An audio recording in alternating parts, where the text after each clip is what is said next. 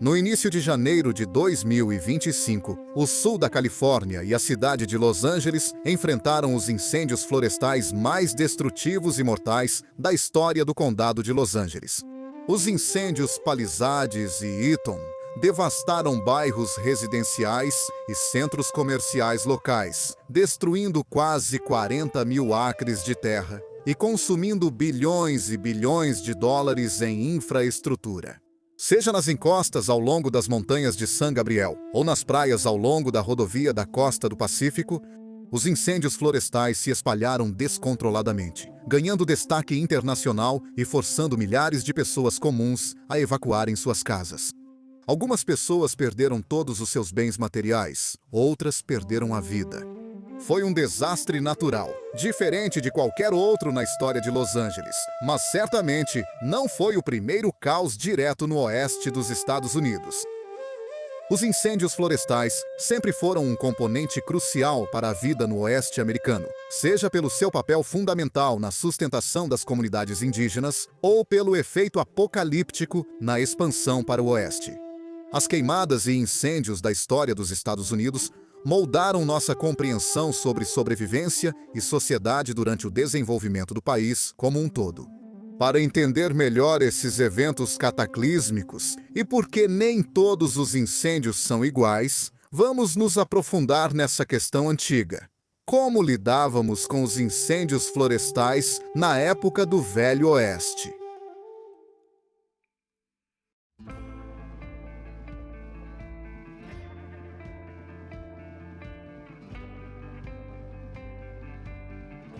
A ameaça de incêndios florestais pairava constantemente sobre os territórios do oeste americano, com inúmeras comunidades enfrentando incêndios catastróficos que transformavam seus prédios em ruínas fumegantes. As comunidades reconstruíam das cinzas até que os moradores aprenderam a usar materiais resistentes ao fogo, como adobe e tijolo. No entanto, essas conflagrações urbanas, apesar de sua destruição, empalideciam em comparação com os incêndios massivos que consumiam as intermináveis pradarias.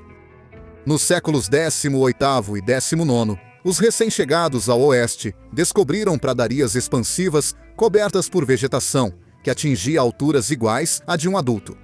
Essas terras eram varridas por rajadas de vento constantes e sem obstáculos, que rugiam pelo terreno plano, criando condições ideais para incêndios florestais.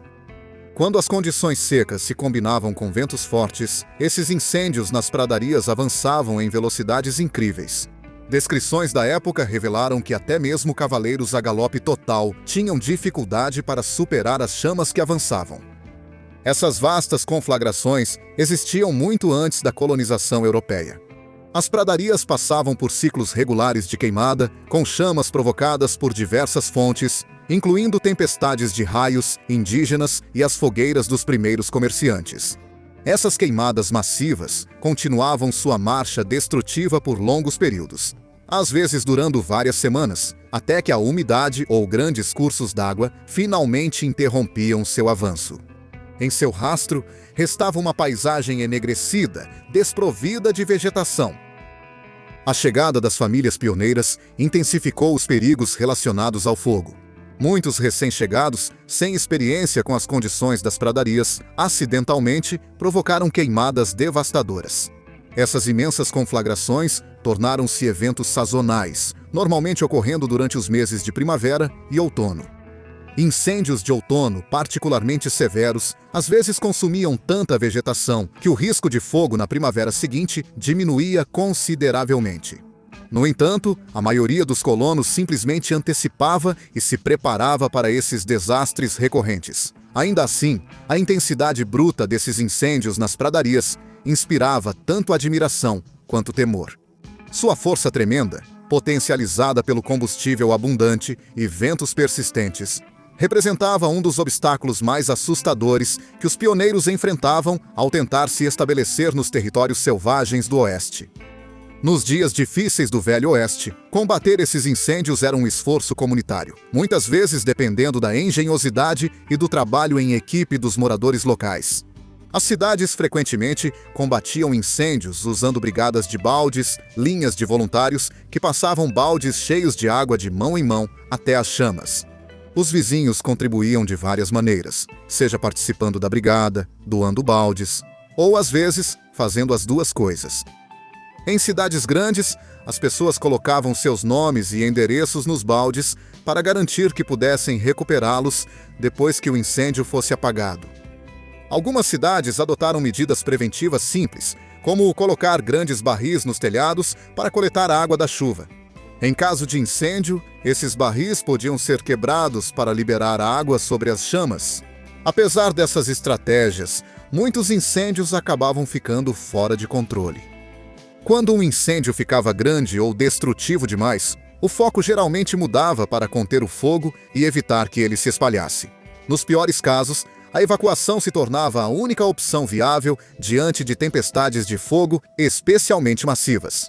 A tecnologia disponível, os baldes mencionados anteriormente e, quando possível, mangueiras conectadas a bombas, muitas vezes eram insuficientes para salvar edifícios já consumidos pelas chamas. O conceito de corpos de bombeiros organizados, como conhecemos hoje, era raro nas cidades do Velho Oeste. O combate a incêndios dependia principalmente dos esforços coletivos dos moradores da cidade. Quaisquer grupos organizados que existiam eram geralmente privados, autofinanciados e operados por voluntários. Os policiais também frequentemente exerciam dupla função como bombeiros quando necessário, reforçando a abordagem de todos, ajudando o que caracterizava os esforços de combate a incêndios. Durante essa época, as limitações das brigadas de baldes tornaram-se cada vez mais evidentes à medida que os assentamentos se expandiam. A ineficácia delas impulsionou inovações na metodologia de combate a incêndios, incluindo a criação de equipes especializadas de mangueiras equipadas com sistemas de distribuição de água. Um avanço significativo ocorreu quando 23 voluntários formaram a Companhia de Bombeiros Relief Hook and Ladder número 1 em Canyon City, Colorado, em 1879. Esse grupo utilizou equipamentos aprimorados, como bombas mecânicas e sistemas de mangueiras, melhorando substancialmente sua resposta a emergências. Enquanto o Oeste ainda criava infraestrutura contra incêndios, áreas metropolitanas do Leste e Meio-Oeste já tinham sistemas mais avançados. Os quartéis de bombeiros dessas regiões evoluíram para centros comunitários e fortaleceram as conexões sociais entre os socorristas. Além dos equipamentos de fornecimento de água, os bombeiros utilizavam ferramentas especializadas, como chaves de cama, para desmontar móveis rapidamente. Essa prática surgiu porque as camas representavam o investimento doméstico mais significativo para muitas famílias, tornando sua preservação durante emergências de incêndio uma prioridade crucial. A integração de cavalos nas operações de combate a incêndios começou nas regiões orientais no início dos anos 1800, com os cavalos puxando vários mecanismos de combate a incêndios. Essa inovação chegou a comunidades ocidentais parecidas, mais tarde exemplificado pela aquisição de 2 cavalos por Canyon City, que transportavam equipamentos essenciais, incluindo escadas e mangueiras, melhorando drasticamente os tempos de resposta a emergências. A tecnologia avançou quando máquinas a vapor substituíram gradualmente equipamentos manuais e puxados por cavalos. Esse progresso coincidiu com desenvolvimentos arquitetônicos que resultaram em estruturas cada vez mais altas e complexas, exigindo ferramentas de combate a incêndio mais sofisticadas. A comunidade mineradora de ouro de Cripple Creek, Colorado, sofreu uma destruição catastrófica em 1896, quando 2 incêndios separados atingiram o local em poucos dias. O incêndio inicial, causado por um fogão a gasolina que tombou, tirou 2 vidas e destruiu 8 quarteirões comerciais. Em meio a ventos fortes, a segunda conflagração começou na cozinha do Hotel Portland, espalhando-se rapidamente apesar das medidas agressivas de contenção, incluindo a criação de aceiros com explosivos.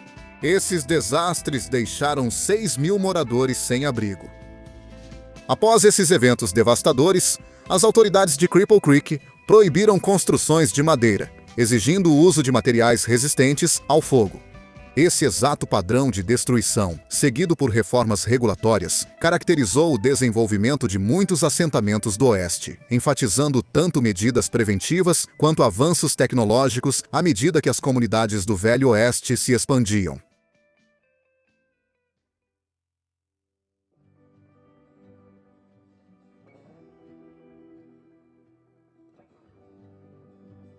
Ao longo da história, o fogo serviu como um elemento fundamental na existência diária das populações indígenas da América do Norte, incluindo nativos americanos, nativos do Alasca e nativos havaianos. Além de suas aplicações básicas na limpeza de terrenos e na melhoria da mobilidade, o fogo surgiu como uma ferramenta sofisticada de manejo ambiental. Essas comunidades utilizavam o fogo para orquestrar o equilíbrio ecológico, influenciando tanto a distribuição da flora quanto da fauna, e prevenindo eventos catastróficos de incêndios florestais. O fogo, em última análise, funcionava como um pilar fundamental do cuidado ambiental indígena e da preservação cultural. O método, chamado de queima cultural, envolvia ignições deliberadas e controladas, projetadas para alcançar objetivos ecológicos e sociais específicos. Essas queimadas cuidadosamente controladas melhoravam a saúde da vegetação, ampliavam o acesso a alimentos e materiais cerimoniais e regulavam as populações de animais silvestres. Membros da tribo, atuando como ecologistas e bombeiros, caracterizavam o fogo como um remédio ambiental. O século XX presenciou uma grande interrupção dessas práticas tradicionais. Com a implementação de políticas amplas de supressão, agências governamentais adotaram estratégias universais de prevenção de incêndios. Ignorando tradições indígenas de queima com séculos de existência, variações regionais no manejo do fogo surgiram em diferentes territórios. Indígenas do leste faziam queimadas controladas para cultivar florestas de carvalho e castanheira, garantindo colheitas de nozes confiáveis. Povos do meio-oeste utilizavam o fogo para transformar pradarias densas em territórios de pastagem. No território dos Grandes Lagos, o povo do Parque Nacional das Ilhas Apóstolo descreveu como as queimadas controladas melhoravam os habitats da vida selvagem, estimulavam a produção de mirtilos e controlavam a densidade da vegetação. Para as comunidades Anishinaabe, essas práticas de queimada tornaram-se profundamente entrelaçadas com sua identidade cultural e filosofia ambiental. As tribos das grandes planícies do norte implementaram o manejo do fogo em larga escala, especialmente durante as caçadas ao bisão. A queima estratégica ajudava a direcionar grandes manadas para locais desejados, facilitando práticas de caça mais eficientes. Essas comunidades também usavam o fogo como ferramenta para colher gafanhotos, que forneciam um recurso nutricional importante. O povo Lakota das Colinas Negras de Dakota do Sul utilizava técnicas de queima controlada para múltiplos objetivos. Seus incêndios estratégicos removiam a vegetação próxima dos assentamentos, diminuindo riscos de incêndios florestais e de inimigos se esconderem. Essas queimadas melhoravam o pasto dos cavalos e favoreciam o crescimento de plantas medicinais. Nas montanhas rochosas do norte, tribos Salish desenvolveram práticas similares de manejo do fogo por milênios. As queimadas controladas reduziam riscos de incêndios graves, aumentavam plantas alimentícias e medicinais e melhoravam pastos para cavalos. Populações indígenas da Califórnia moldaram o ambiente por milênios com queimadas estratégicas. Os primeiros europeus que chegaram encontraram ecossistemas cuidadosamente mantidos, incluindo as florestas de sequoias gerenciadas pelo fogo. Evidências das queimadas culturais permaneciam visíveis nas cicatrizes das árvores das florestas locais, revelando tradições antigas de manejo do fogo que aumentavam a fertilidade do solo e a resiliência. Outras tribos do oeste utilizavam queimadas direcionadas para promover vegetação específica usada na cestaria e para criar habitats que sustentavam determinadas espécies de aves. Essa abordagem garantia acesso constante a materiais para itens culturais, ao mesmo tempo em que mantinha a biodiversidade essencial. As práticas indígenas de manejo do fogo no Alasca variavam conforme a região e a tribo. Algumas tribos utilizavam queimadas controladas para limpar o subbosque da floresta, facilitando a caça e criando barreiras para o manejo dos caribus. As comunidades nativas havaianas alteraram a vegetação das terras baixas com queimadas controladas até cerca de 1800. O fogo servia a propósitos agrícolas, apoiava a rotação de culturas e facilitava a tradicional cobertura de palha. Embora os registros históricos diretos sejam limitados, evidências de análises de solo, relatos de exploradores europeus e pesquisas paleológicas indicam o papel significativo do fogo no manejo da paisagem havaiana. Embora as práticas indígenas de uso do fogo tenham evoluído ao longo do tempo, elas continuam sendo um símbolo poderoso do conhecimento e da sabedoria, transmitidos por gerações, tentativas de manter as paisagens da América saudáveis e produtivas.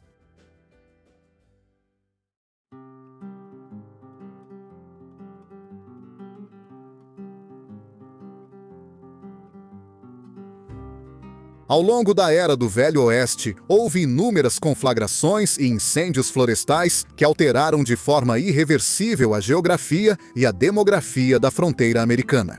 O incêndio do Canyon Santiago, de 1889, foi um dos incêndios florestais mais devastadores da história da Califórnia. Ele começou no Canyon Fremont, perto do que hoje é o Lago Irvine, e se espalhou rapidamente pelos condados de Orange, Riverside e San Diego durante os últimos dias de setembro.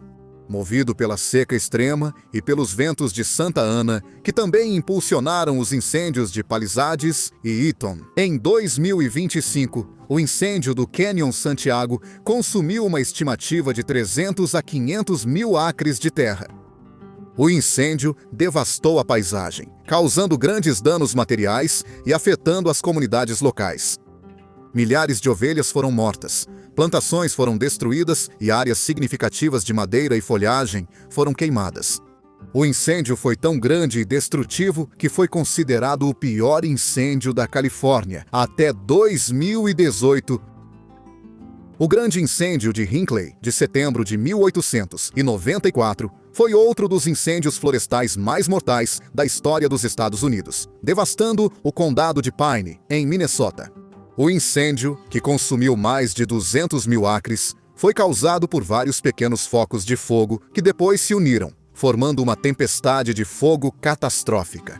As condições secas, uma seca de 2 meses, e o método de extração de madeira contribuíram para a rápida propagação do incêndio. Uma inversão de temperatura prendeu o calor e a fumaça, criando um evento climático intenso e raro, o tornado de fogo. O incêndio destruiu 6 cidades, incluindo Hinckley, e causou pelo menos 418 mortes, embora o número real de vítimas possa ter sido ainda maior. Os sobreviventes escaparam fugindo para os rios ou embarcando em trens. O resultado deixou mais de 400 milhas quadradas de terra queimadas. O lendário soldado da União, Thomas P. Boston Corbett, o homem que matou John Williams Booth, acredita-se que tenha sido uma das vítimas do incêndio. No entanto, nenhum incêndio florestal do Velho Oeste foi tão catastrófico ou impactante quanto o grande incêndio de 1910. O grande incêndio, também conhecido como Big Burn ou Big Blow Up, foi o maior incêndio da história dos Estados Unidos. Esse desastre sem precedentes consumiu mais de 3 milhões de acres em Montana, Idaho e Washington, engolindo vastas extensões das planícies do norte e das regiões de Mountain West. Em um inferno de proporções históricas, a catástrofe atingiu seu auge em 20 de agosto de 1910, quando circunstâncias excepcionais se alinharam. Condições severas de seca se juntaram a ventos com força de furacão, chegando a quase 110 km por hora, transformando inúmeros focos isolados de incêndio em um inferno avassalador. A tempestade de fogo criou tornados que saltavam entre as copas, fazendo as árvores explodirem em chamas violentas. Essas chamas explosivas avançaram pelas encostas das montanhas, gerando enormes esferas de fogo que desafiaram todos os esforços de contenção. O recém-criado Serviço Florestal dos Estados Unidos, fundado apenas 5 anos antes, enfrentou esse desafio sem precedentes com determinação. A agência mobilizou 4.000 militares para reforçar sua força de combate a incêndios já existente. Apesar desses esforços, o incêndio destruiu completamente comunidades, incluindo Wallace, Idaho. O número de mortos chegou a 87 pessoas, sendo que 78 eram bombeiros. O incêndio gerou uma fumaça tão densa que lançou sombras pelo céu até Boston, Massachusetts. Essa catástrofe ambiental chocou o país, provocando um amplo debate sobre as capacidades de prevenção de incêndios florestais. Críticos apontaram que recursos melhores no serviço florestal poderiam ter evitado tanta devastação. Essas preocupações levaram o Congresso a dobrar os recursos para as iniciativas de prevenção de incêndios da agência. Em resposta a esse evento catastrófico, o Serviço Florestal adotou uma estratégia agressiva de eliminação de incêndios. Essa nova abordagem enfatizava a resposta imediata a qualquer foco de incêndio, exigindo aumento de pessoal, aprimoramento de equipamentos e programas de treinamento abrangentes para evitar futuros desastres de magnitude semelhante. Após a catástrofe de 1910, surgiram investigações sobre as práticas indígenas de queima controlada, embora os oficiais do Serviço Florestal dos Estados Unidos tenham descartado esses métodos como excessivamente perigosos. A tragédia transformou a percepção pública do fogo em uma ameaça absoluta, exigindo sua eliminação total. Os bombeiros que morreram alcançaram status de heróis, galvanizando o apoio nacional a estratégias agressivas de supressão de incêndios florestais. A liderança seguinte do Serviço Florestal era formada por 3 chefes que combateram pessoalmente o incêndio de 1910. Vivências em tempos de guerra influenciaram sua postura militante no combate a incêndios. Expandiram o acesso às florestas com estradas, construíram torres de vigilância e usaram trabalhadores do Corpo de Conservação Civil durante a Grande Depressão no combate a incêndios. Ferdinand Silcox, um dos muitos veteranos do incêndio de 1910, mais tarde, se tornou o 5º chefe do Serviço Florestal. Ele implementou a rigorosa regra das 10 horas da manhã, diretriz, exigindo o controle de todos os incêndios relatados até o meio da manhã do dia seguinte. Os avanços pós-Segunda Guerra Mundial aprimoraram o combate a incêndios por meio da transferência de tecnologia militar, incluindo o uso de produtos químicos retardantes lançados por via aérea e sistemas de vigilância por satélite. Evidências científicas gradualmente comprovaram a importância ecológica do fogo, confirmando o conhecimento indígena sobre seu papel na saúde das florestas do Oeste. Pesquisas demonstraram como incêndios naturais em regiões remotas reduziam o acúmulo de material combustível, limitando a intensidade de futuros incêndios. Esse entendimento final levou o Serviço Florestal a incorporar a queima prescrita em suas estratégias de manejo. Essas perspectivas em evolução influenciaram até mesmo as mensagens do lendário Urso Smokey. O slogan do mascote icônico foi transformado em 2001, passando de uma ênfase na prevenção universal de incêndios para focar especificamente nos incêndios florestais, reconhecendo o papel benéfico do fogo na manutenção dos ecossistemas. O Serviço Florestal seguiu adaptando suas políticas para lidar com os desafios das mudanças climáticas e do crescimento do desenvolvimento suburbano. Isso representou uma abordagem mais sofisticada para o manejo do fogo nos territórios do Oeste.